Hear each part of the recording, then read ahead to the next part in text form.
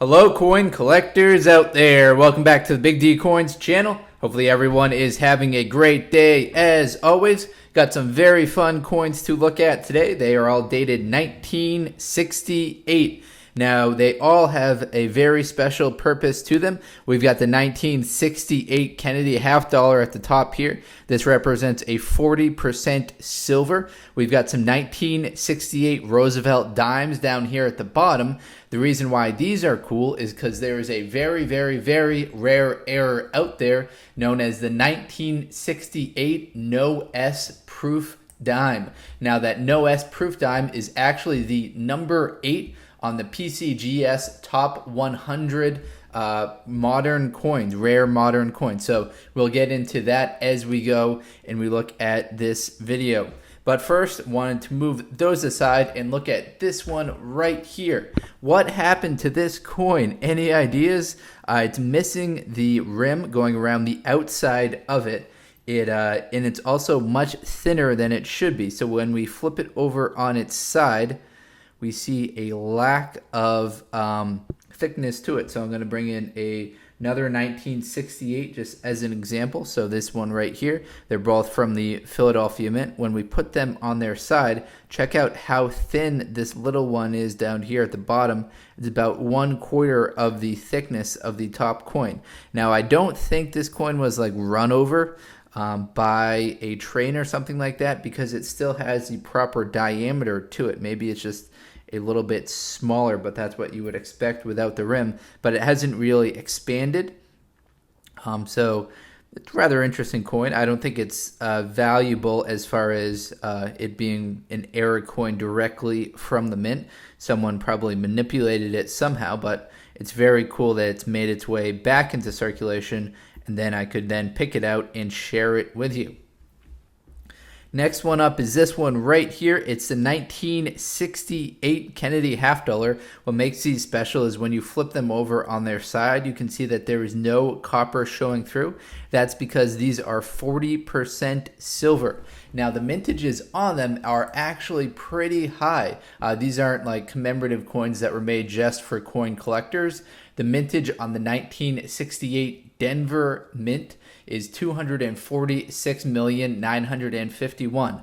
Now, people have been gobbling these out of circulation for quite some time because of their silver content, but still, there are originally 246 million of them made at the Denver Mint. There was an additional 3 million proof coins that were made for 1968. Those will have the S mint mark on them.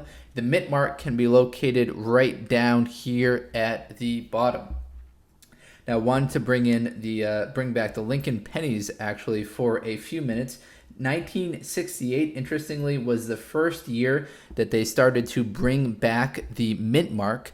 The mint mark was missing from the 1965, 66, and 67 coins intentionally. The mint director at the time took the mint mark off because there was a coin shortage, and she believed that people were hoarding them trying to collect them and taking them out of circulation because of the mint mark. So from 65, 66, and 67, as I said, there were no mint marks on the coin. 68 is the first year that they came back. And as you can imagine, that resulted in some errors. Those errors are called out in the Cherry Picker's Guide to Rare Die and Variety Coins.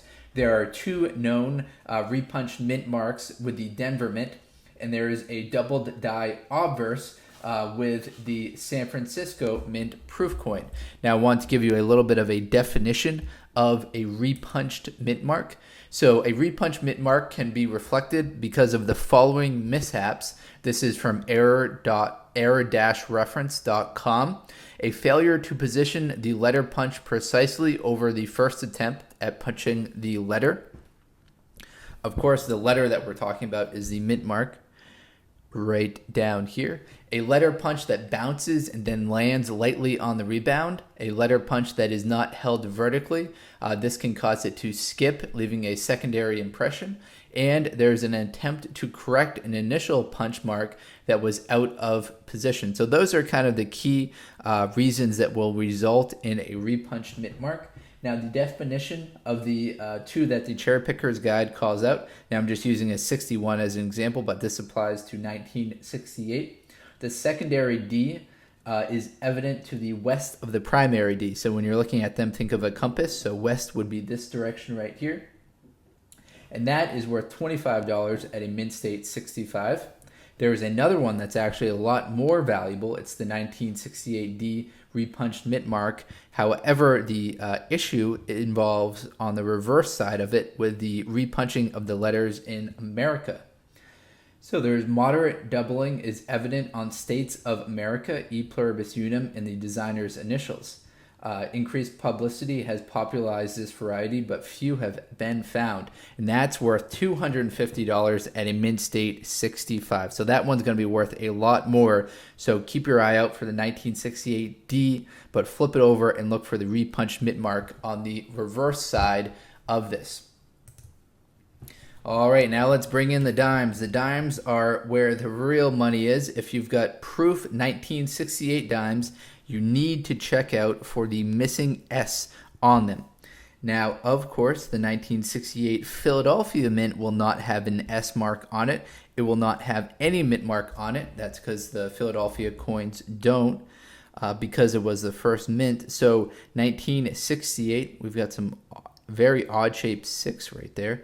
But these two right here don't have the mint mark on it, but that is proper because these are not proof coins. Proof coins will have a glossier finish to them. Now, PCGS rates the 1968 No S proof dime as the 8th most valuable. That's because at a mint state 65 or better, they only know of 12 that have actually survived. And those obviously are worth a lot of money. There's one that PCGS has graded, a mint state 69, and that has a price guide of $37,500. Even the lower graded ones, a mint state, let's see what the lowest grade they've actually received. A mint state 66 with the No S proof dime. That is worth $13,000, and that sold back in 2014 for $10,575. So obviously there's a little discrepancy there from what PCGS is saying is their price and what actually sold, but that did sell way back in 2014. Looking for some more recent sales, we see in October of 2019, a mint state 68 graded coin sold at a heritage auction for $16,816. So look through your 1968 proof sets. Of course, 1968 proof sets, those will be the hard plastic ones. We flip it over, nothing too special to look at on the reverse right here. These are all well circulated coins. The coins themselves don't have any special metal content to them. When we flip them over on their side, we see that the copper is showing through. All right, everyone, that's all the info that I've got for you today. Hopefully you enjoyed this video. If you've got any theories as far as what happened to this 1968 penny, feel free to let me know. Keep your eye out for that 1968 No S proof dime, as well as any 1968 Kennedy half dollars, because those have silver to them. Thank you very much, everyone, and best of luck coin collecting out there. Enjoy!